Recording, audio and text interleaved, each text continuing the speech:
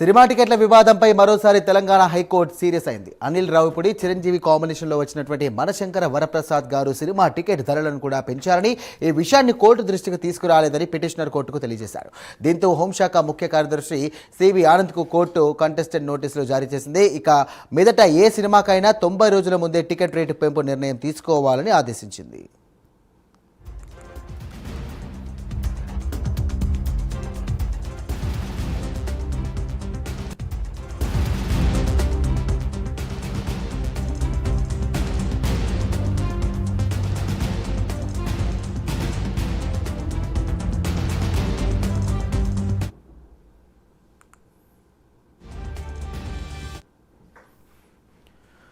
Breaking చేస్తున్నాం. Cinema టికెట్ల వివాదంపై మరోసారి తెలంగాణ హైకోర్టు సీరియస్ అయింది.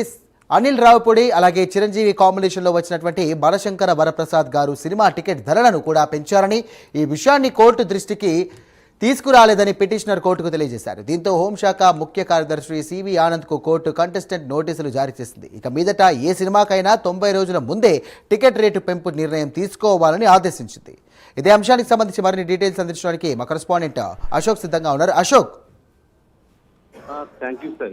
ముఖ్యంగా టికెట్ల విషయం విషయంగా సినిమా రిలీజ్ ముందు పెద్ద నిర్మాతలను కూడా టికెట్ల రేట్లు పెంచాలని చెప్పి ప్రభుత్వానికి అర్జీ పెట్టుకోవడం, అప్పుడే వెంటనే ఒక వారం రోజులు జీవో ఇస్తూ చేసిన సందర్భాలు. అయితే మనం చూసాం పుష్ప 2 సమయంలో తెలంగాణ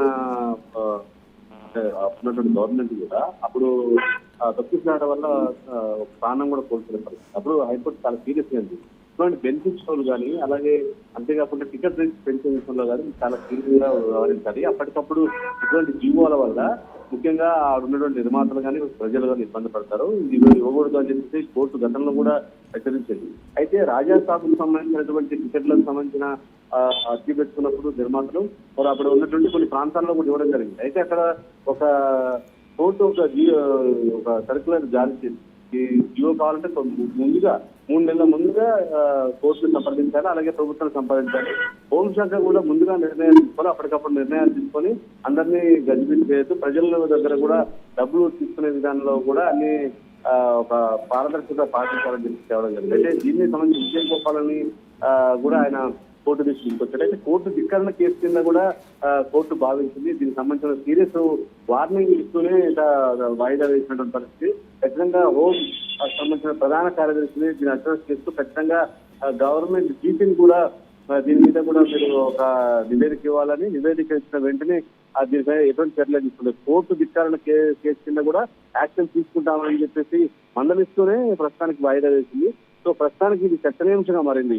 కోర్టు చెప్పినటువంటి నిర్ణయాలను పాటించకుండా ప్రభుత్వమే ఇటువంటి నిర్ణయాలు తీసుకోవడం పట్ల కూడా హైకోర్టు కొంత సీరియస్ అయినటువంటి పరిస్థితి మనం ప్రస్తుతం ఇచ్చినటువంటి ప్రకటనతోటి తెలుసుకోవచ్చు. Right, thank you Ashok.